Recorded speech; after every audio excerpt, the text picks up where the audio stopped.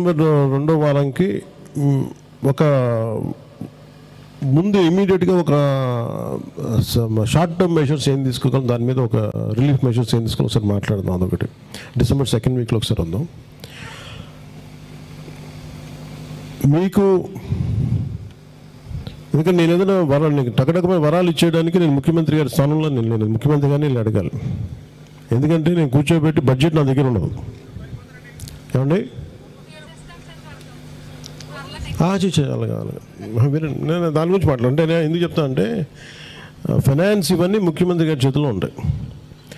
ఆయన కూడా ఉన్న ఇబ్బందులు ఏంటంటే గత ప్రభుత్వం చేసిన పనులకి అండ్ మీకు కూడా తెలియాలి కదా, మాకు ఎందుకు డబ్బులు రావట్లేదు, మాకు ఎందుకు డబ్బులు రావట్లేదు, మీ ద్వారా రాష్ట్ర ప్రజలకు కూడా తెలియజేస్తా ఉన్నా. ఎక్కడా కూడా లాస్ట్ 5 సంవత్సరాల్లో పుడికలు తీల. అసలు మీకు ముఖ్యంగా మీకు సంబంధించి అయితే అసలు కనీసం ఒక ఇంచు మట్టి కూడా తెలియదు, అట్లా వదిలేసారు. అట్లా అంటే డబ్బులు ఏం చేస్తారు, ఓకే పథకాలకు ఇచ్చుకోండి, ఇబ్బంది లేదు, కానీ పథకాలతో పాటు అభివృద్ధి, రోడ్లు ఇవన్నీ మర్చిపోయారు అందరూ. ఈ కూటమి ప్రభుత్వం వచ్చాకున్న బిగ్గెస్ట్ ఛాలెంజ్ మాకు ఏంటంటే పథకాలతో పాటు అభివృద్ధి పదాలు ఉండాలంటే దానికి ఒక ఆర్థికంగా ఫైనాన్షియల్ జగ్లరీ చేస్తాం. ముఖ్యమంత్రి గారి ఆయన అనుభవం మీద పథకాలకి డబ్బులు ఇవ్వాలి, రోడ్లు వేయాలి, అలాగే మీకు ఇప్పుడు కూర్చోబెట్టి సడన్గా తుఫాన్ వస్తే ఏదైనా మళ్ళీ కూర్చోబెట్టి రైతాంగానికి మళ్ళీ గిట్టుబాటు ధర ఇవ్వాలి. సో ఇన్ని కష్టాల మధ్యలో ఉంది. కానీ ఎవ్వరు కూడా అలాగే నిన్న మాట్లాడుతున్న ఒక మీటింగ్ ఒకటి చేసాం. చూస్తే మన దాదాపు 1,00,000 వాళ్ళు సచివాలయ ఉద్యోగులకి మన ప్రమోషన్స్ మీద మాట్లాడాం.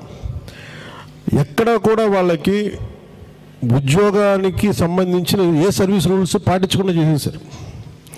వాళ్ళు చేసిన తప్పులన్నీ మేము కరెక్ట్ చేస్తా ఉన్నాం. ఇప్పుడు మన శంకర్ గుప్తా ట్రైన్ లాగా వాళ్ళు పని పాట చేయకుండా వదిలేశారు. ఆ సమస్య వారసత్వ సమస్య మనకు వచ్చింది. ప్రజలు వీళ్ళందరూ ఎదురు తిరిగే వీళ్ళ మీద విసుగుతోటే వాళ్ళని ఆ స్థాయిలో పెట్టారు, మనకి ఇంత అద్భుతమైన విజయం అందించారు. కానీ ఒకసారి వాస్తవం మేము కూడా చెప్పాలి కాబట్టి మేము చాలా కమిటెడ్గా ఉన్నాం. ఈ పర్టికులర్ అలయన్స్ ప్రభుత్వం నేను బాధ్యతగా తీసుకొని తక్కువ సీట్లు తీసుకొని కూడా దేనికి పెట్టుకున్నానంటే నేను ఇలాంటి సమస్యలని అడ్రస్ చేయడానికి ఉన్నాను. నేను కోనసీమ రైతాంగానికి నేను గలం అవుతాను, మీ గొంతును అవుతాను మీకు నేను. అందుకే నాకు కొంత మీరందరూ పెద్దలు కాబట్టి కొంత నాకు అనుభవంతో మీరు కొంచెం అర్థం చేసుకుని కొంచెం సానుకూలంగా నాతో వ్యవహరించండి చాలు. అంటే మీరు టైం లైన్స్ పెట్టి ఇప్పుడు ఇందాక పెద్దలు మీ పేరు సార్ సర్పంచ్ గారు చెప్పినట్టుగా మీరు ఏదో సినిమా చేసి డబ్బులు ఇచ్చండి, అట్లా కాదు కదా, ప్రజాస్వామ్యాలు నడవదు కదా. ఇప్పుడు నాకేంటంటే కోనసీమ ఒకటే కాదు కదా, నా వెళ్తే చిత్తూరు మన అటువైపు కూడా పోవాలి కదా. అంటే అలాగా ఇవన్నీ ఏంటంటే మనకు మాటలకి 10 మంది సరదాగా బాగుంటాయి, కానీ ఇంత డబ్బు ఉంది ఇక్కడ.